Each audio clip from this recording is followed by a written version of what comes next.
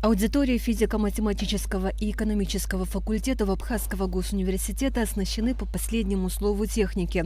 Аудиторию подключают к дизелю, и потому можно не бояться внезапного отключения электричества. Онлайн-сдача вступительных экзаменов как раз тот самый важный случай, когда необходимо не менее часа оставаться на связи. С трепетом начала экзаменов ожидают абитуриенты российских вузов, поступающих по лимиту Россотрудничества. Для кандидатов уровня образования аспирантура, ординатура, магистратура у нас проходит конкурс документов об имеющемся образовании, а для кандидатов, которые претендуют на уровень образования бакалавриат и специалитет, у нас проходит непосредственно тестирование онлайн в формате прокторинга на платформе системы МФТИ, это Московский физико-технический институт. Да. Проходит экзамен у нас по двум профильным предметам. Имея опыт прошлых лет Россотрудничества совместно с Абхазским государственным университетом в этом году проводит тестирование на их площадке, за что им огромная благодарность, потому что не все кандидаты, к сожалению, имеют возможность технически сдавать экзамены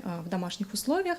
В принципе, это по желанию. Как пояснила Екатерина Власова, ранее вступительные экзамены в подобном формате проходили во второй Сухумской школе. Однако среднеобразовательное учреждение не могло удовлетворить потребностей из-за недостатка компьютеров. Абхазский госуниверситет откликнулся на просьбу со стороны Россотрудничества и не просто предоставил аудиторию, а взял на себя все заботы и обеспечил качественную услугу. Интернет 50 мегабит в секунду с бесперебойным электричеством позволит абитуриентам комфортно сдать экзамены. Каждый кандидат сдает у нас тестирование по двум предметам в зависимости от той специальности, которую он выбрал. Ну, например, математика, физика, биология, химия или математика, русский язык, например. В ВАГУ у нас запланировано, в принципе, 2 аудитории. Размещаем мы в пределах 30-35 кандидатов.